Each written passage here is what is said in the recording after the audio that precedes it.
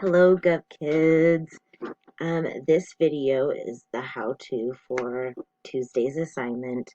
Um, I'm giving you the option to work alone or in your study groups. There will be meetings scheduled, so if you want to work with your study groups, go ahead and hop on and work with them. If you would like to do this alone, do this alone. All right, so here's the assignment. Okay, so this is home screen. Always start here. You're going to scroll down to topic 2. We're in topic 2. We're moving right along. This one's going to go really fast. Okay, so topic 2, we're scrolling down. We're starting with civic virtues. Success criteria number 1. Okay, you're going to go to the lesson. The first thing you are going to do is the discussion, okay? Go ahead and click the post. It'll bring you here. Here's the discussion prompt. Describe at least 4 characteristics or actions that you think are the most important part of being a good citizen, okay? Get creative. This is just a place for you to channel what you already know so that we can double back and make sure that at the end of this unit you can build upon this. We can check if our original thinking of what a good citizen is the same at the end. And if so, what does that look like in action? And how can we engage in that action? This is a citizen engagement unit. That's a really good way of looking at it, okay? So once you're done posting with that, you're just going to come hit the back button, scroll on up. You are going to hit the practice tab, scroll down. Here you are going to read through a plethora of reading materials, essentially. Each is a depiction of what a famous leader or a successful pioneer of America, what they felt civic virtue is in their time period, in their context. So we're looking at these past examples so that we can identify what it looked like in different or during different periods in history. And then we can kind of gauge what that looks like now and what it should look like in the future using all of these as case studies. What worked, what didn't work, how can we perfect it, how can we make sure that we are engaged as citizens to garnish the intended outcome. Okay? All right. So there is a organizer that is going to be in the document I send out. So that'll be part of your assignment. So you can just ignore that. But this PowerPoint right here is awesome. That's why I highlighted it and put it in red. Okay. This has lots of information that you can use in your charts and on the rest of the assignment. Yay! Okay. So feel free to use the PowerPoint if you want for information. If not, disregard. That's okay.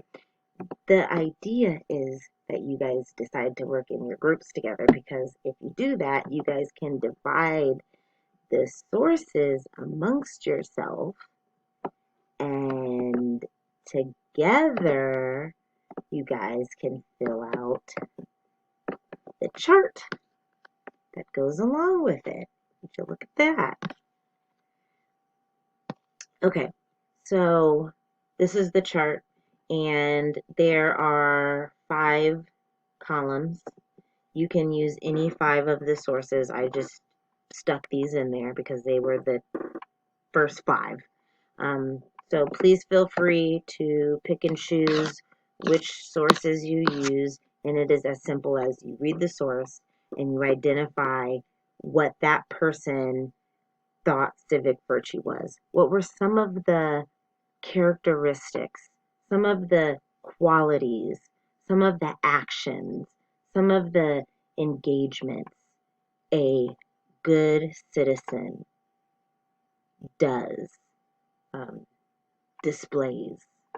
Okay? All right. So when you're done with that, oh, well, anywho, when you're reading that, make sure you fill in the chart. There are questions on the side to help guide you through each reading.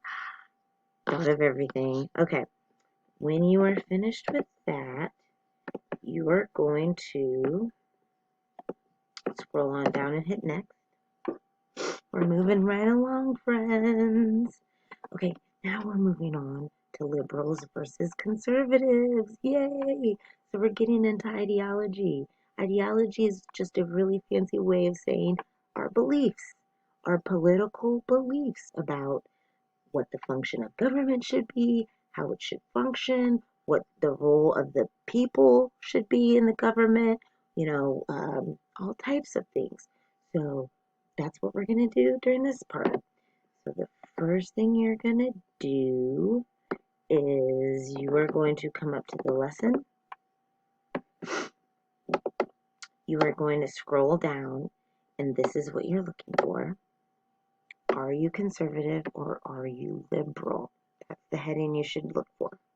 Okay, if we're following along on this sheet that I made, you are going to read over the chart, and it's going to describe the basic views of both liberals and conservatives.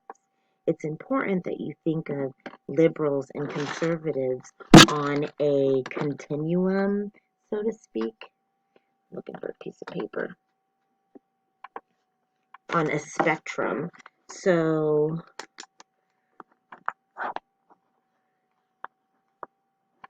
we have, can you see that? Liberals on one side and conservatives on the other, okay? And in the middle, we usually have moderates.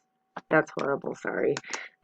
Anyway, that is what we're going to be talking about in this part. So you're going to read it. As you read the different sides of each category, like each issue, you are going to put an X on the side that you agreed more with. So read the little prompt or read the little informational tidbit about what liberals' beliefs are on gun control, and then read the conservative side, and then put a little X on the side that you agreed more with, okay? You're going to do that for 6 different categories, okay? So you get to pick, okay? Once you're finished with that, you're going to scroll down and you're going to answer these reflection questions. These reflection questions should not take you long. They're organic.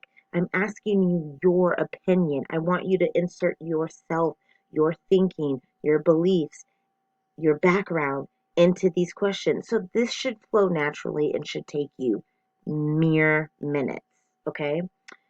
After you're finished with that, scroll down. Okay, so that should take you to the bottom of the sheet. Here's your categories. Stop right after the boxes. You're going to scroll right back up to the practice. Then we are going to watch a crash course video, answer the questions. Easy peasy. I included the crash course video link right here. The questions are right there. And then our final step is you are going to read the prompt. It's going to give you like a who supports draining the swamp because big central government is, expensive and bad for the country, and then you would have to put conservative or liberal. Okay? Does that make sense? That's all you have to do. I hope this helps. Email me if you have any problems. I encourage you to work with your teammates. Have a great day. Go team! Yay!